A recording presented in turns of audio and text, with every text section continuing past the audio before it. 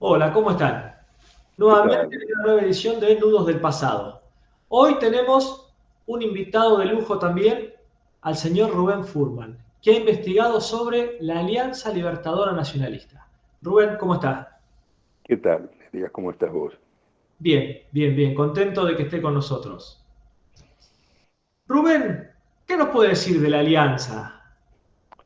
¿Por qué este libro, Puños y Pistolas, la extraña historia de la Alianza Libertadora Nacionalista? Bueno, porque es una historia extraña realmente. Yo en el prólogo de ese libro cuento cómo surgió el libro. Había aparecido la biografía de Rodolfo Walsh de Eduardo Josami, un periodista y militante político, y lo primero que me llama la atención es que en el relato de la vida de Walsh aparece de inmediato Jorge Ricardo Massetti. Jorge Ricardo Massetti fue el fundador de la agencia de prensa cubana, Prensa Latina, que surge inmediatamente después de la Revolución Cubana. Y Massetti, la historia de Massetti es realmente extraordinaria porque él comienza como un militante de la Alianza Libertadora Nacionalista, después de inmediato desde el sector que se aleja del nacionalismo y del aliancismo en particular con el peronismo. Ellos no son peronistas, Walsh tampoco es peronista, más es antiperonista en ese momento. Y, y él como periodista va a Cuba y se encandila con la Revolución Cubana antes de que hubiera triunfado. Él hace un reportaje muy famoso en La Sierra, que se llama Los que ríen, los que lloran, donde entrevista a los principales dirigentes de la Revolución Cubana antes de su triunfo, insisto. La transmite por Radio El Mundo de Buenos Aires, lo cual en su momento se consideró una proeza periodística, y se hace amigo del Che. Se hace amigo del Che y apenas triunfa la Revolución Cubana. Meses después lo llaman y le dicen, ¿querés armar una agencia de prensa? Sí, por supuesto. ¿Y con quién va? Va con sus amigos, que es lo que siempre se hace cuando se arma un medio de prensa, uno llama a los amigos, a la gente con que ha trabajado, se lleva bien, y lo lleva a Rodolfo Walsh, lo lleva a Rogelio García Lupo, y lleva un equipo más vasto, ¿no? Pero estos son dos de los periodistas que relucen en ese momento en Cuba. Están 2 años nada más, se vuelven después a la Argentina con proyectos diferentes, y Massetti, que se queda en Cuba, se convierte en el primer guerrillero de Guevara, no solo en la Argentina, él instala un foco en la Argentina en el año 1962, sino que es el primer guerrillero del proyecto guevarista, digamos, de guerrillas, de uno más, muchos bien más, digamos. Y bueno, él muere poco después del foco, ellos instalan un foco en Orán,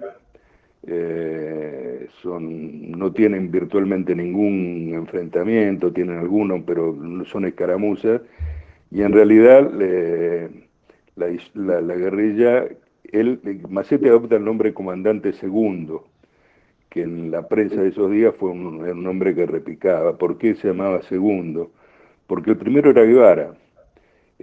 Entonces él se autodenomina Comandante Segundo.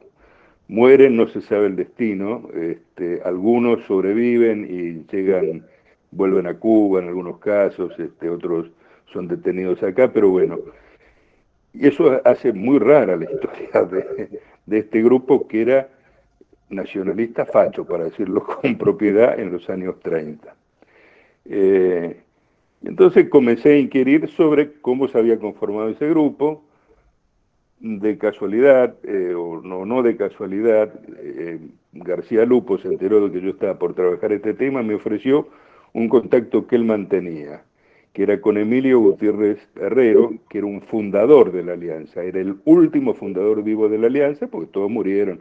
La Alianza se fundó en 1937, yo empecé a trabajar en el libro en 2007 aproximadamente, y habían muerto todos, bueno, los dirigentes fundadores seguro habían muerto todos.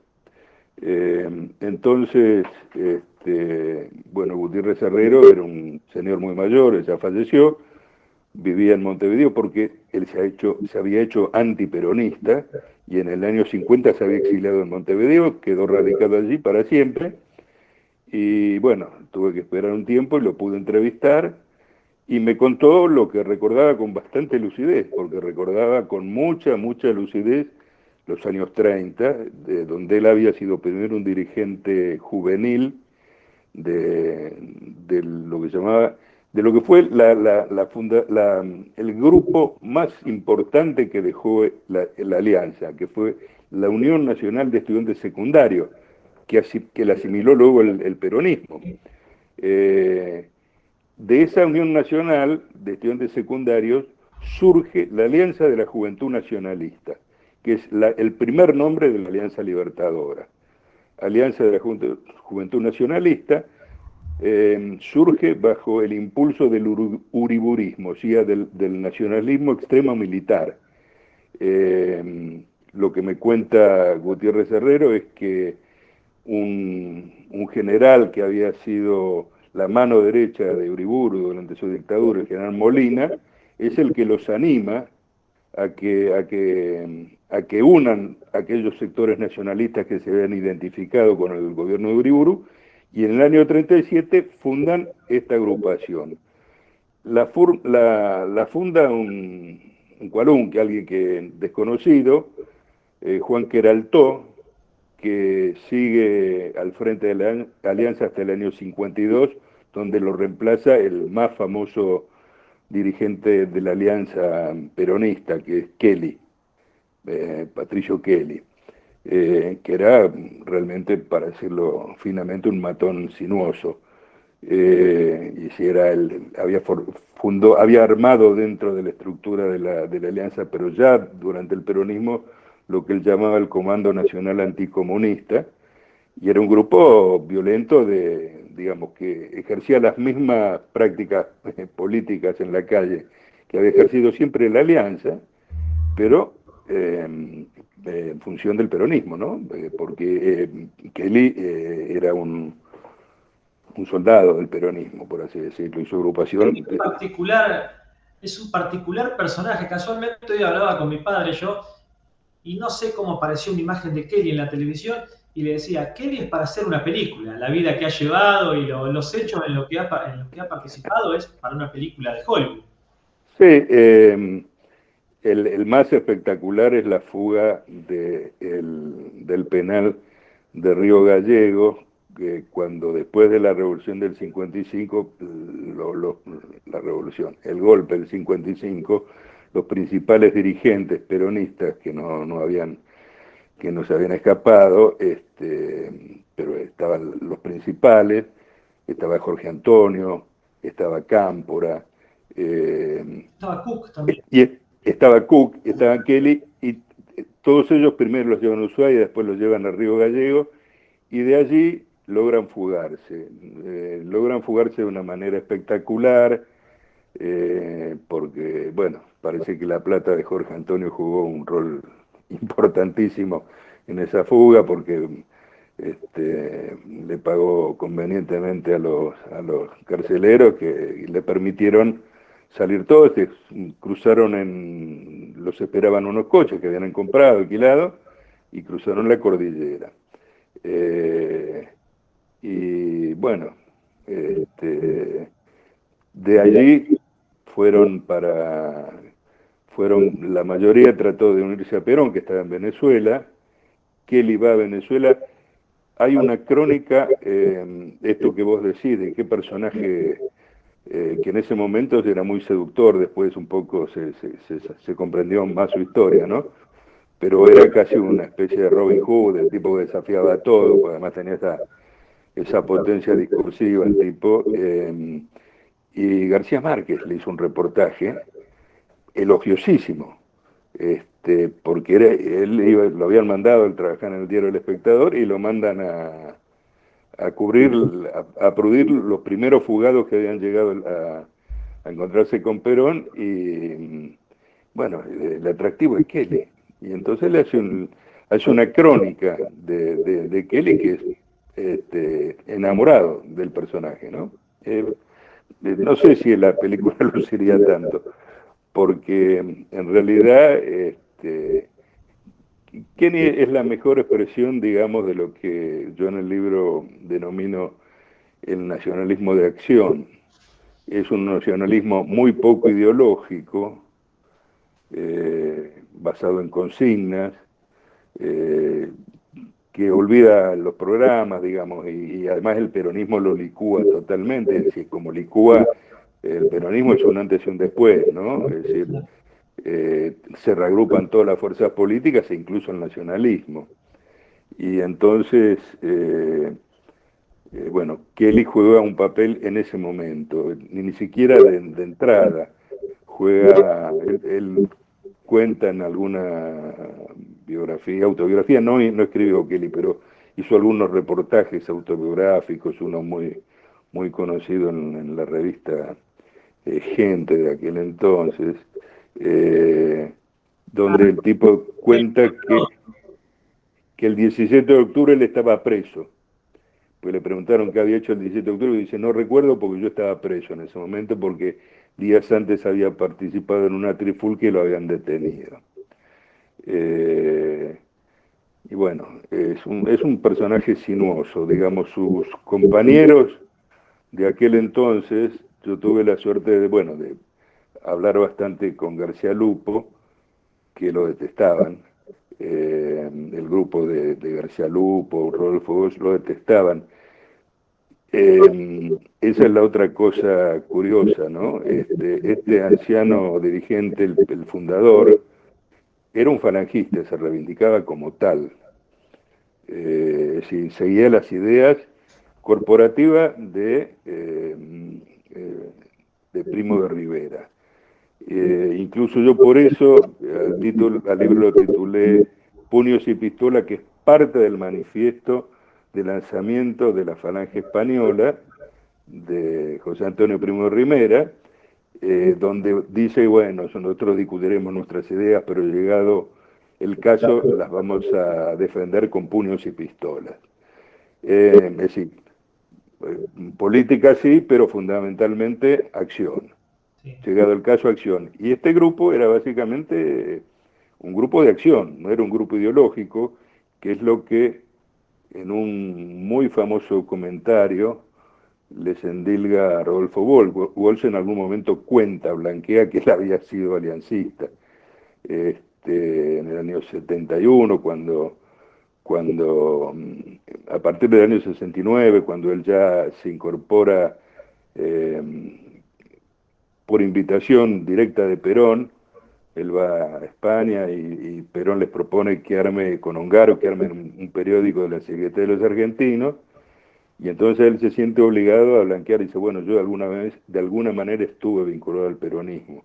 La primera vez que entré al peronismo entré por derecha, dice Walsh, como diciendo, bueno, ahora estoy por izquierda, ¿no?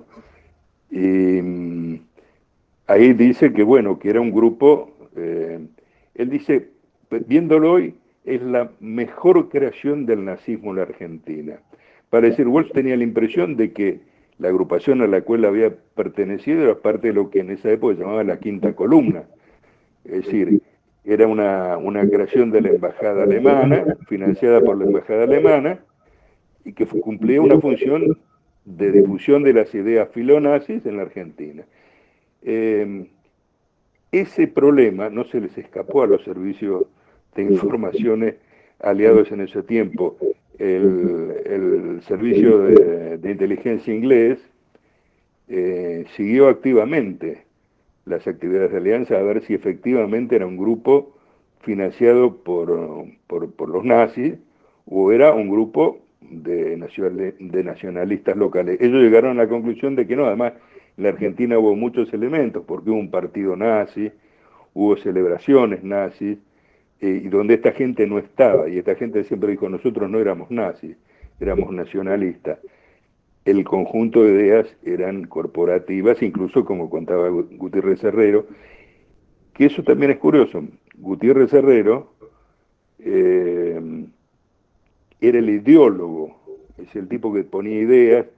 Él fue, a ver, la famosa consigna peronista, una patria justa, libre y soberana, tiene un antecedente aliancista del año 40, que es una patria justa, económicamente poderosa y bueno, son las tres ideas, las tres famosas banderas, que las inventó Gutiérrez Herrero. Y es obvio que el peronismo no nace de este grupo, pero este grupo integra el momento inicial del peronismo, primero porque comparten espacios, ideas, comparten básicamente enemigos. Y el gran enemigo, llámese antiperonismo, que aún no existía porque no existía el peronismo, pero eran, por definición propia, el comunismo, el socialismo. Es decir, porque también hay que decirlo, este era un grupo de origen católico, básicamente reclutaba entre jóvenes, había un componente muy importante de los colegios católicos. Llegan a los años 40, es básicamente es una diferencia sustancial con los anteriores grupos. Por ejemplo, para la Liga Patriótica, que surge en el 19, son los hijos de la oligarquía armados para matar a los judíos y a los comunistas. Y entonces realizan el primer programa y único programa de América en el año 19, asaltan los barrios judíos, 11 y Villa Crespo, queman locales, agarran a los viejos, le cortan la barba. Era un grupo oligárquico, es decir, los componentes eran los niños bien, que tenían coches, se ponían un Panamá y tenían una carabina en la casa, y salían a hacer rondines con lo que tenían en la casa, eran hijos de la oligarquía. La Alianza tiene otro comportamiento. El propio fundador, que era Altó, es un muchacho hijo de la clase media baja, un pibe que laburaba en el frigorífico, en tareas administrativas, pero y tiene exactamente la lógica de funcionamiento del fascismo, que es popular. Es decir, no es un grupo elitista pequeño, sino que busca ganar a las masas. Y esta gente buscaba ganar a las masas. Lo consiguieron o no es otra cosa, pero en su aspiración estaba ser una fuerza de masas con una organización similar a la de la Falange. No somos un partido, somos un movimiento, que es la característica. José Antonio era el jefe del movimiento. Sí. Ellos nombran como jefe como jefe del movimiento que encarna la juventud, la Asociación de Juventud, la Alianza de Juventudes Nacionalistas, al general Molina, que había sido la mano derecha de Félix Uriburu durante su dictadura, y es el que los anima a reagruparse en un momento en que el uriburismo había perdido dentro del partido militar, y ya estábamos en los años en la década infame, digamos, ya la alianza conservadora de los radicales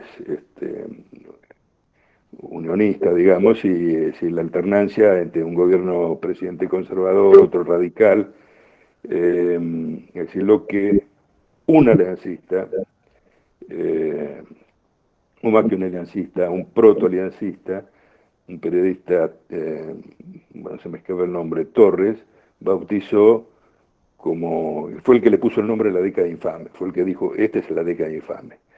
Eh, era un, era un tipo, era un periodista de esos tipos que tienen gran capacidad de hacer lobby, de expresar ideas políticas, encarnar ideas políticas que están circulando.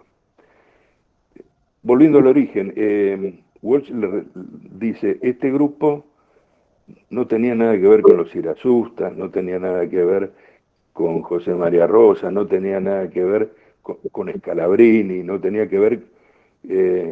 era un grupo, dice, lo que lo manejaba un enano, porque parece que Queraltó medía 1,40, 1,50, era un galleguito típico, digamos, chiquitito, de esa época, un tipo, bueno, un tipo de ganar la calle, muy experimentado en eso, además el grupo trabajaba sobre eso, ¿no? Ganar la calle. Hicieron, bueno, le decíamos el petizo, era un tipo sin ideas, que solamente repetía consignas todo el tiempo. Y las ideas estaban en otro lado. Y entonces, eso es lo que se nilga a distancia, ¿no? Cuando él blanquea que ha pasado por allí, porque él recuerda, dice, la alianza estaba allí. El único hecho de combate que hubo, si se puede llamar combate, del golpe del 55 en la capital, fue el cañoneo de la sede de la Alianza. La sede de la Alianza estaba en la esquina de San Martín y Corrientes, arriba de un local arriba de una cervecería. No había habido combates en Córdoba, la flota al mando de la Almirante Rojas había bombardeado la refinería de La Plata y había puesto un plazo para la renuncia de Perón, que si no lo hacía iba a bombardear la capital, que fue lo que de alguna manera también determinó a los generales a contar costillas, y bueno, le sugirieron a Perón que se vaya. Es decir, era minoría en ese momento, y además la presencia de la Marina, que había amenazado con bombardear la capital, lo había hecho sobre barrios de La Plata, o sea que era perfectamente posible que lo hiciera. Ya Lonardi se convierte en el presidente que va a asumir, pero tiene que venir a la capital. Él estaba en Córdoba, tiene que venir a la capital para asumir, y pone como condición de que no haya, según dijo Kelly, y es verosímil, que no existiera la alianza, porque había un mito también sobre la alianza, que era una fuerza integrada por que tenía armamento, que le había dado la presidencia, que podían, bueno, que podían armar un zafarrancho, y que era una posición muy representativa militarmente. Entonces decidieron, bueno, para terminar con eso, y parece que Leonardo lo había puesto como condición, que desaparezca la alianza. Y entonces llevan un par de cañones y de tanques en la madrugada sexto día de iniciado el golpe, el 22, 23 de septiembre, y cañonea y reduce en escombros el edificio de la Alianza, pero escombros, no queda nada. Parece esas fotos de la Segunda Guerra Mundial, ¿no? Donde después de un bombardeo. Eh, bueno, y después de eso viene Leonardo de Buenos Aires, llena la Plaza de Mayo con simpatizantes del golpe, una escena muy famosa de la plaza repleta, tan repleta seguramente como eran algunas de las concentraciones peronistas, agitando los pañuelitos blancos. En ese incidente del bombardeo de la Alianza, Kelly se va del edificio donde había 50, 60, 70 tipos y lo detienen. Y es allí que termina en Río Gallegos. Pero y la gente que estaba en la Alianza, que se habían juramentado resistir hasta el final, lo ven como un traidor, porque fue el tipo que se fue y se alejó se fue del lugar del conflicto, de la guerra. Dígame, ¿qué es lo que cambia a partir de 1943, 1945 con la Alianza? Si es que cambia algo. Bueno, el peronismo cambia todo, hay un antes y un después. Se reconfigura el mapa político del país. Los gremios peronistas no eran peronistas antes del 17 de octubre, eran socialistas. Los dirigentes, buena parte de la dirigencia sindical que emerge en ese momento, al frente de grandes estructuras sindicales que existían, eran socialistas, es decir, el socialismo se desangra, porque entrega todo su sector sindical al peronismo, que se convierte en laboristas y en la base, en la base social fundamental. ¿Qué es lo que significa el 17 de octubre? Significa eso, significa haber ganado a la clase obrera. Pierde el comunismo que tenía importantísimos gremios, por citar uno, el metalúrgico, que pierde, el gremio de la carne, que era el super gremio de la época, el super gremio de los años 40, eran los trabajadores de la carne, de los frigoríficos. Y hay dos grandes dirigentes, uno nacionalista, no me sale el nombre, yo hice el 17 de octubre. Borro. No, yo hice el 17 de octubre. No, Cipriano Reyes. Cipriano Reyes era el dirigente de los trabajadores de los frigoríficos de la zona de La Plata, de Berisso, La Plata. El dirigente nacional era José Peters, comunista. Había sido encarcelado en algún momento en el año 43, 44. Hay una huelga de los frigoríficos muy importante que ponen como condición para levantar la huelga que lo larguen a Peters. Va el coronel Mercante, que era la mano derecha de Perón en la Secretaría de Trabajo, a una asamblea, creo que en la cancha Atlanta, y el tipo dice, fue la primera vez que tuve miedo, porque la gente de los frigoríficos estaban los matarif, eran muchachos de bien, digamos, eran gente de poner el cuerpo. Bueno, son dos dirigentes que encarnan un poco esa división en ese momento. Cipriano Reyes no estaba vinculado al socialismo, estaba de alguna manera vinculado a núcleos nacionalistas, pero él dice, yo hice el 17 de octubre porque él dice, bueno, el 17 de octubre la enorme poblada que desemboca en Buenos Aires arranca el 16 de la noche y se empiezan a paralizar todas las fábricas y los talleres un día antes del paro decretado por la CGT, y sí, con autonomía de la dirección de la CGT, y vienen a Buenos Aires a reclamar la libertad de Perón. Bueno, eso hay un antes y un después. Y para Alianza también. La Alianza, desde el comienzo del golpe 43, lo había visto con simpatía, porque comprendían que compartían el mismo espacio político. Perón era uno más, también hay que pensar en eso, ¿no? No era Perón, el Perón que nosotros conocimos al final, sino era el Perón de la Van Perón, ¿no? Del principio, el que prometía y el que iba cosechando simpatía y que daba cosas. El Estatuto del Peón es seguramente la pieza maestra de ganar esa fidelidad en una clase obrera muy aluvional en ese momento, llegada del interior, con muchos trabajadores que venían del interior por este alza de la actividad industrial que requería mano de obra, entonces dejaban el campo y venían acá, pero tenían en muchos aspectos mentalidad campesina, y entonces el Estatuto del Peón era un hecho fenomenal.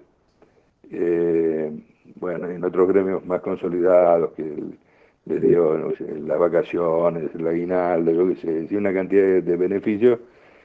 Ahí surge el peronismo con esos hechos, pero los aliancistas la respaldan desde lo que ellos saben hacer, ganando la calle. Hubo un militante aliancista, José Luis Dimas, que fue un ideólogo de la educación católica en nuestro país, un sociólogo muy destacado en la década del 60, que contó en unas memorias de media vida el entrenamiento que recibían todos los chicos que se afiliaban a la Alianza. Los chicos se afiliaban a la Alianza, recibían un carnet que debían llevar siempre consigo, hacían un juramento que a partir del año 45 se hacía en homenaje a Darwin Pasaponte. Darwin Pasaponte era un pibe de la Alianza que había ido con muchos jóvenes nacionalistas a la Plaza de Mayo el 17 de octubre. Si algo caracterizó el 17 de octubre fue que era una manifestación pacífica, absolutamente pacífica. La propia prensa antiperonista lo destacaba, la prensa católica lo destacaba. Sí. Pero hubo un solo hecho que empañó esa paz de trabajadores que venían por un reclamo nada más, que fue que en la desconcentración, luego Perón les pide que se retiren y cada cual se vaya a su casa, estos muchachos se concentran un núcleo frente al diario Crítica de Botana, en la Avenida de Mayo y San José, creo, aún está el edificio. Y en previsión de que algo iba a pasar, Botana, el diario de Botana era un diario sensacionalista, el diario más vendido jamás en la historia de Argentina, pero además había sido muy antifascista, había estado al lado de la República en la Guerra Civil Española, y veía el ascenso del peronismo, esa cosa que estaba formando en torno a Perón, con un peligro enorme. Bueno, lo que fuera, montaron una ametralladora en el techo del edificio de Crítica, y cuando los muchachos de la Alianza comenzaron a tirar botellas, a tratar de prenderle fuego, los repelieron con la ametralladora. Hubo 2 muertos, uno de ellos, Darwin Pasaponte, era un pibe de 17 años, 15 años. García Lupo dice que era amigo de él, porque los padres eran amigos. Incluso en mi libro cuento la historia de Darwin Pasaponte, que en los años 70, transcurrido el tiempo, Perón proclamó como el primer muerto del peronismo. Cuando Perón en el año 70, 71 coqueteaba con las formaciones especiales, coqueteaba con los grupos de la izquierda peronista, los grupos armados de la izquierda peronista, proclamó a Darwin Pasaponte, que era un muchacho filofascista, o por lo menos del nacionalismo de época, porque eso es otra cosa que hay que entender, ¿no? Es decir, cada época tiene su nacionalismo. El nacionalismo de los años 30 fue muy diferente al nacionalismo después de los años 60. Hay continuidades, hay rupturas, pero hay algo que hay un magma común. Gutiérrez Herrero me dijo en su charla que él creía que la Alianza había tenido dos hijos, es decir, que contra lo que se pensaba no se había disuelto, no había sido disuelta en el año 55, sino que había tenido dos herederos, que era Tacuara y Montoneros, que tenían el mismo caldo católico juvenil de base. Algo de cierto hay en eso. Este, en Tacuara indudablemente, porque la primera Tacuara es el grupo de jóvenes aliancistas que cuando Perón empieza ya en un, en un, en un combate abierto con la Iglesia Católica, convengamos que el bombardeo de la Plaza de Mayo con sus 500 muertos, 3 meses antes del golpe, en junio del 55, esa escena es horrible cuando caen las bombas sobre el trole y lleno de chicos que iban a la escuela.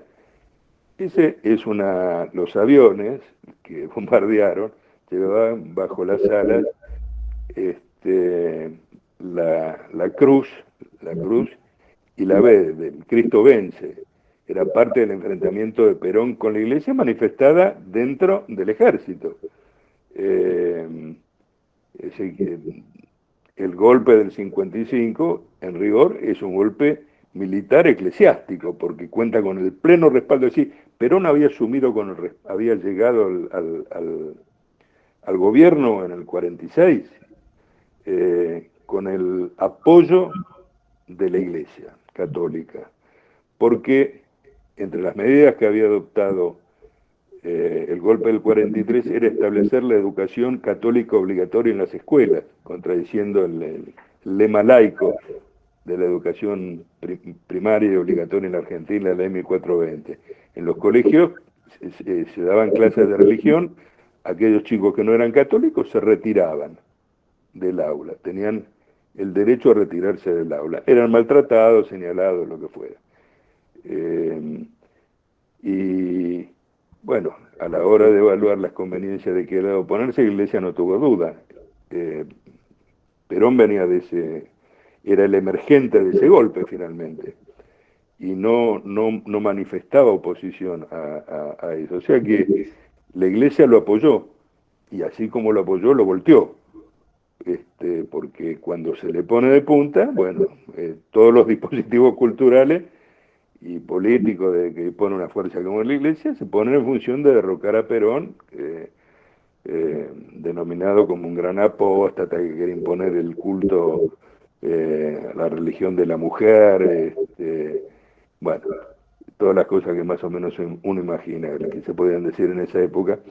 Y hay un sector de los jóvenes católicos, de los jóvenes aliancistas, que se resiste a esto. Dice, no, nosotros hasta acá llegamos, somos nacionalistas, somos peronistas, pero no queremos pelearnos con la Iglesia. Y el primer núcleo que se desprende de la alianza a comienzos del 55, encabezado por Eduardo Rosa.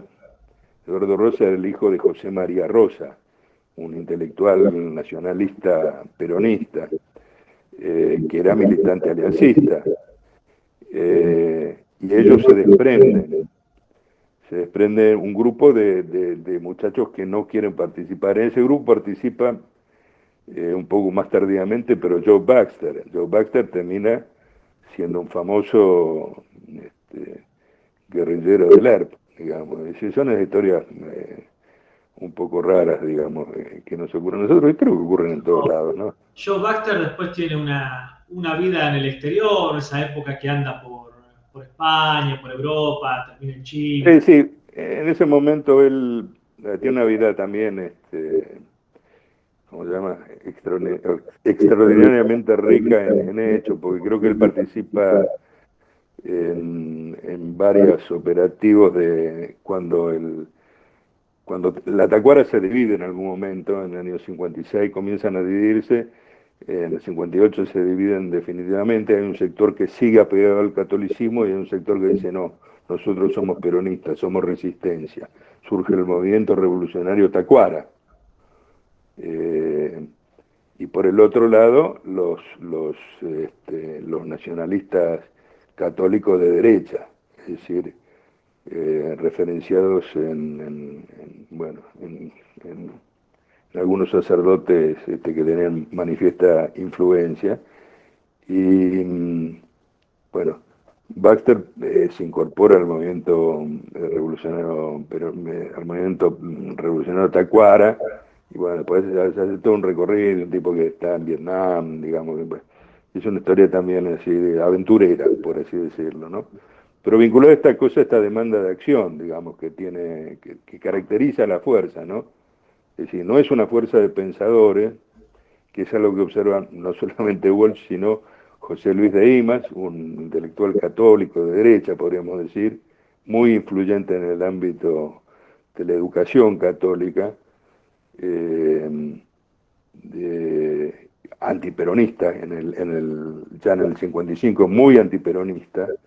Hay un general, el general de Imas, que participa, una figura central del golpe del 55, que es pariente de José Luis de Imán, digamos. A mí una de las cosas que me llama la atención del libro suyo es cuando yo agarro la tapa del libro, la cantidad de nombres conocidos. Algunos usted ya los mencionó, pero por ejemplo, aparecen nombres como Dalmiro Sáenz, Sebastián Borro, bueno, Sí, también lo mencionó, Santucho, a Petinato, que es el padre de Petinato, el que vemos en la televisión, que fue el director del servicio penitenciario, sí, Giachetti, Vanisevich. sí, eso es una característica de esa agrupación, ¿no? Eh, que reúne en determinado momento fuerzas que después van por otros caminos. En este momento yo miro la tapa. Carlos Burundarena fue ministro de Educación de la dictadura. Bueno, Roberto Petinato, José Luis Dimás, Sebastián Borro, que después fue héroe de la resistencia peronista, organizador de la toma del frigorífico Lisandro de la Torre, de la Puebla de Matadero. Es decir, como expresión en ese momento de una nueva camada de dirigentes sindicales peronistas que emergían después o durante la mayor proscripción. Él había estado detenido en el año 55 como aliancista y se tenía un fichado policial como aliancista. Lo identificaban como uno de los capos de la alianza en la zona de Matadero, porque eso es una cosa también, la alianza logró desarrollar un cuadro sindical importante.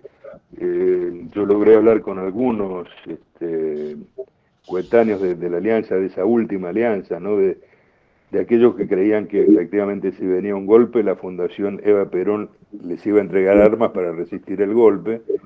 Obviamente nada de esto ocurrió, donde veían en la alianza o en el aliancismo, sectores sindicales, digo, al peronismo decidido, es decir, no al peronismo de agachada, sino un peronismo firme y muy decidido. Eso en el cuadro sindical existió, tuvieron, por ejemplo, en los metalúrgicos tuvieron una fuerza considerable.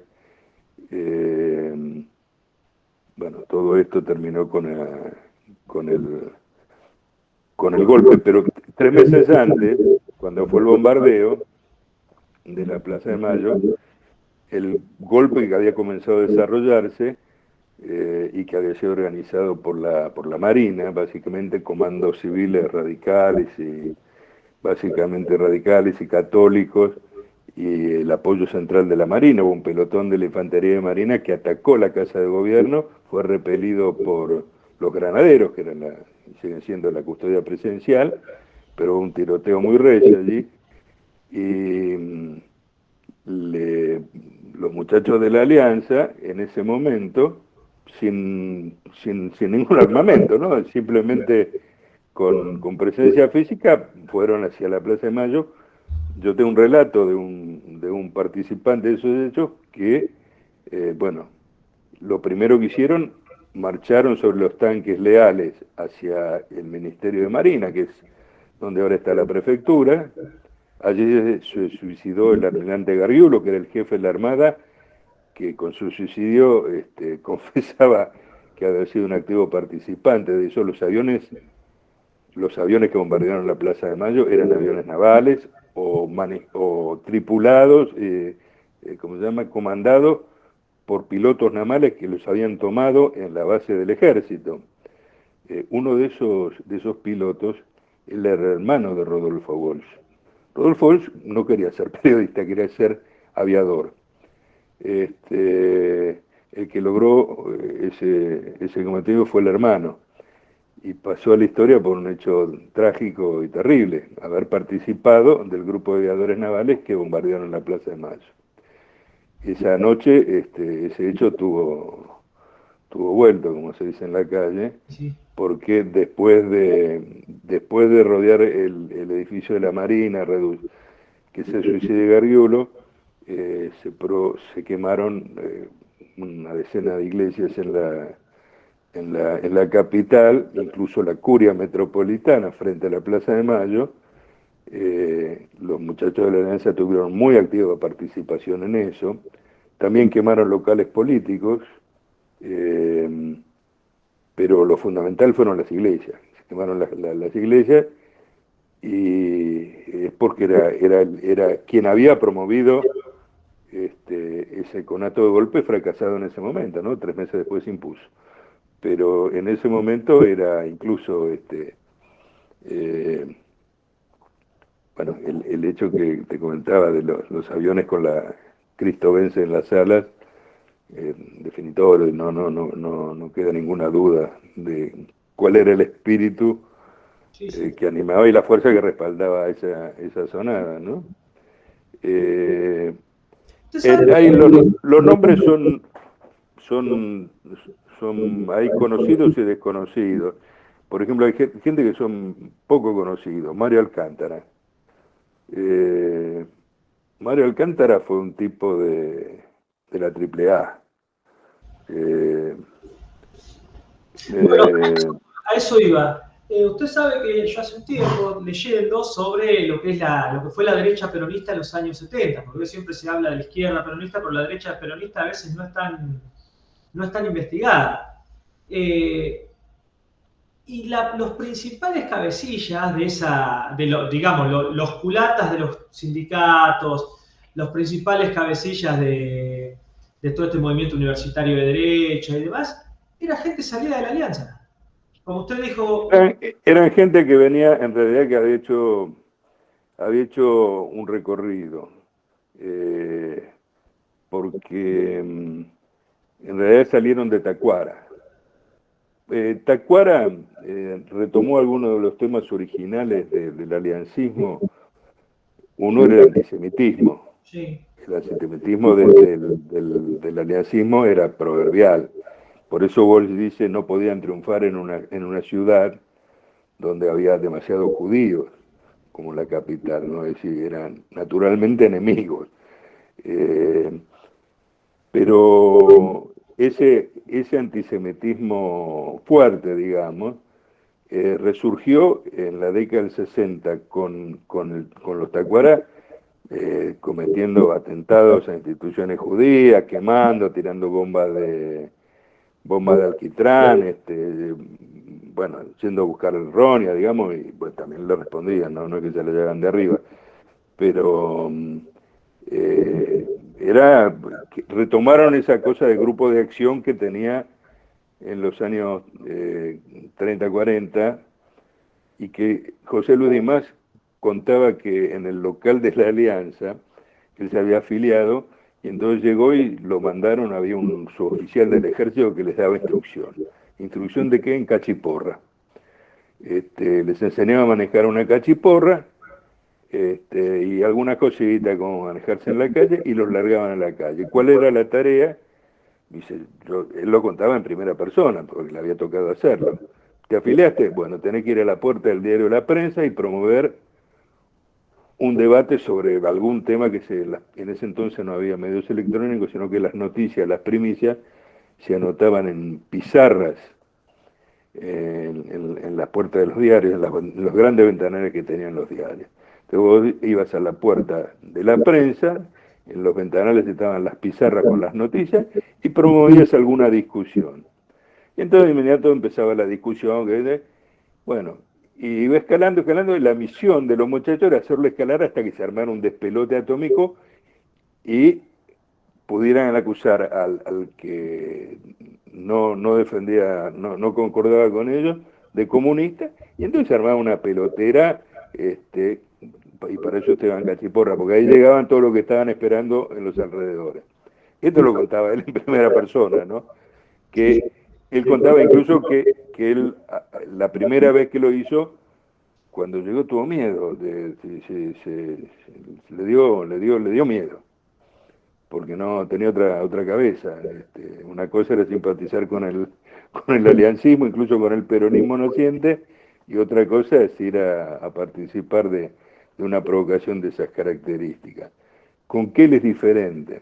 Que él asume en el 52 la jefatura de la Alianza después de un atentado que hay en la Plaza de Mayo, en la cual estuvo imputado el luego ministro radical Roque Carranza, estuvo detenido incluso, un atentado con 6, 7 muertos, porque pusieron una bomba dentro de un cesto de papeles en medio de una concentración peronista.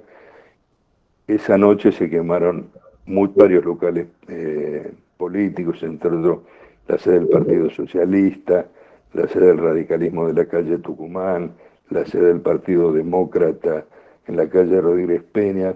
Fueron a la sede del Partido Comunista a quemarlo y allí los recibieron a tiro, entonces no lo quemaron. Porque el clásico, para decirlo con propiedad, era los muchachos de la Alianza contra los muchachos de la Fede. Ese era el partido, era el clásico. Lo demás se jugaba en otras divisiones. Pero en la calle ese era el clásico. Y era además lo que, no sé, en los numerosos testimonios que yo recogí, todos dicen lo mismo, ¿no? Es decir, eran los enemigos. Las entidades judías eran sumamente cautas, pero no era para nada antisemita. Había reconocido al Estado de Israel de movida y tenía una buena relación, incluso tenía, ¿cómo se dice?, un ministro judío, se me escapa el nombre, pero había ministros judíos porque no entró judío, pero no tenía esos problemas, digamos. En cambio esta gente sí los tenía y la comunidad judía que fue víctima en sucesivos momentos de ataques a sinagogas, a centros de culto, siempre tuvo una actitud como temerosa de no despertar al león, entonces no tuvo una voz fuerte frente a esos hechos. Le voy a hacer dos preguntas más. La primera, porque yo alguna vez leí que, por ejemplo, con Borlenghi tenían una buena relación.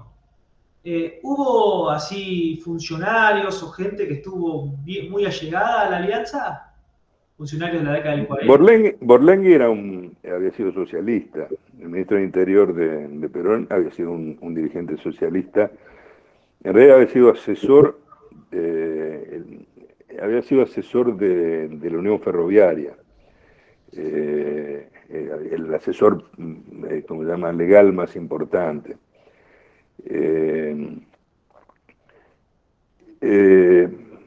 Y bueno, como ministro de Interior tenía relación con todo el mundo. La Alianza no lo quería a Borlenghi, hasta donde yo recuerdo, no lo quería.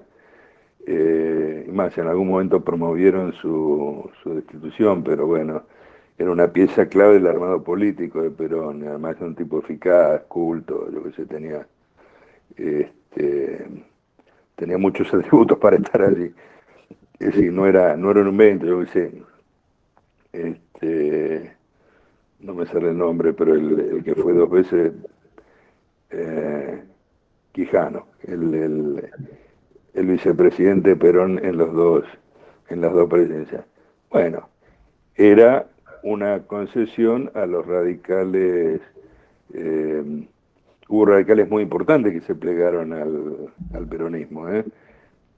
Cook era un tipo que era el hijo de un canciller radical, eh, y que venía de una tradición del radicalismo nacionalista, ¿no? Pero eh, hubo otros dirigentes, bueno, Ramón Subisa, que era un caudillo de San Nicolás, que le había dado acogida a Perón, se lo invitó a Perón y a su mujer a que fueran a descansar después del 17 de octubre a su estancia, porque había que haber estado preso, en fin, yo qué sé. Y entonces Perón era el puntero radical de San Nicolás, un estanciero, y le guardó siempre gratitud al punto que en el segundo gobierno lo nombró ministro de Asuntos Políticos, no sé, esos ministerios que se inventan para cualquier cosa, para que todo lo que se demande, porque era un tipo leal a Perón además. Pero digo, Quijano era una figurita este, de reparto. Nunca fue. ¿Qué sucede más que nada con estos líderes que usted mencionó? Por ejemplo, Queraltó. Eh, ¿Qué pasó durante el peronismo? Porque, a ver, Bueno, Queraltó fue peronista y fue leal a Perón. A ver, ¿qué hizo el peronismo con la alianza? Perón no quería consejos de política económica ni de política doctrinal. No me jodan con eso, hagan lo que saben hacer, que es ganar la calle. Y mientras ganen la calle, Perón no necesitaba como algo indispensable de una pesada en la calle, pero también la tenía. Pero ganaba con las masas, ganaba con convocatoria, pero si hacía falta tenía la pesada. Eh, Después del 52, de la quema de los locales, del atentado, que comienzan a organizarse los primeros comandos civiles. Los comandos civiles reclutan en círculos católicos, en el radicalismo, en el socialismo, en los sectores universitarios vinculados a la FUBA, porque las peleas en las universidades eran homéricas, ¿no? Había trifulca y balacera. Eh, y a partir de ese momento, Perón se deshace de Queraltó. La versión épica que dio Kelly es que a él le dijeron hacerte cargo de esto, se entiende que era desde la cúpula del gobierno peronista, y lo molió a trompada a Queraltó, lo tiró por la escalera y dijo no vuelvas más. Y convirtió el grupo, que hasta entonces era un grupo de muchachos que iban voluntariamente, en un equipo más cerrado, con normas de seguridad, lo que a mí me relataron participantes de esa época, fundó el denominado Comando Nacional Anticomunista. En ese momento había una leyenda urbana que no era solamente una leyenda, tenía alguna atadura, que era que en la alianza estaban muchos de los pesados croatas que habían llegado con Ante Pavelić. Ante Pavelić había sido el dictador de Croacia previo a la guerra y durante la guerra, aliado a los nazis, y los métodos de Pavelić espantaban a las SS, porque eran de una brutalidad insólita. Es decir, por ejemplo, no es que me mataban un tiro en la nuca, no, los empalaban a los opositores. es un método medieval, que alguna vez en la dictadura se practicó también. Entonces, la leyenda era que los pesados de Pavelić, que vino a vivir en Argentina y gozó de algún tipo de inmunidad de parte del gobierno argentino, es parte de la leyenda negra del peronismo, porque Ante Pavelić vivió acá tranquilamente hasta el año 50 y pico, en que tuvo un atentado, aparentemente desde la propia colectividad croata argentina, más vinculada a la izquierda, posiblemente al comunismo, le pegan 6 tiros y el tipo se va del país. Pero Pavelić vivió durante todo el peronismo y durante la dictadura, la libertadora, tranquilo, nadie lo jodía. El mito era que los pesados de Pavelić adiestraban a los muchachos de la Alianza, y que además eran el corazón del equipo de Kelly. Bueno, que participaban, o que había algunos allí seguro. Yo abro el libro con un relato que me hizo un colega mío como periodista, que cuando fue el golpe del 55, al tercer o cuarto día, el local de la Alianza parecía abandonado, porque esa cosa de muchachos que había todo el tiempo y de custodia en la puerta había desaparecido, y en la puerta del local de la Alianza había un cartel que decía: comunistas, vengan a buscar el cuerpo de Ingalinela, que lo tenemos aquí. Juan Ingalinela era un médico rosarino comunista que había sido secuestrado por la policía y asesinado. Nunca apareció el cuerpo, fue un caso muy, muy famoso en su momento. Y no lo tenían, obviamente, los aliancistas, pero colgaron ese cartel. Entonces este conocido mío, tipo que había yo laburado, y a mí siempre me llamaba la atención que tenía la nariz torcida. Y dice: ¿sabe por qué tengo la nariz torcida?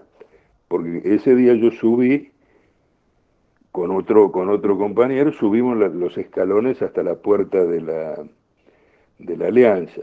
Tocamos el timbre y cuando abre la puerta le digo al tipo: venimos a buscar el cuerpo de Ingalinela. Y el tipo me dio un hostiazo, me tiró escalera para abajo y me dijo: andá a laburar, pibe.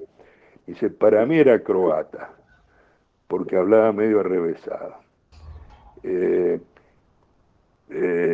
escribieron toneladas de artículos sobre la presencia de los croatas, incluso Félix Luna, cuyos méritos históricos, sobre todo en la descripción del 45, son inobjetables. La verdad es el trabajo que hizo él buscando a los testigos del 45 para contar el 45 por boca de protagonistas es único.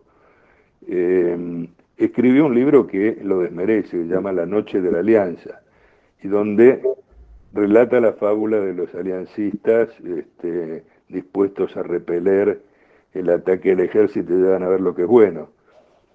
Después de bombardear en realidad, poco antes de bombardear el edificio de la Alianza, subió un capitán y le dijo: muchachos, mejor váyanse, porque se pudre todo. Y los aliancistas, que en eso no eran tontos, había, no sé, 70, 80, 100 tipos, supongamos que estaban armados, apenas empezaron a tirar gases, porque primero tiraron gases, los tipos se fueron. Agarraron a 30 o 40 en la calle, porque se fueron por los techos, se tiraron a algún lado y los agarraron. Después que quedó vacío, bombardearon el local de la Alianza y adentro no hubo ningún muerto, estaba vacío el local.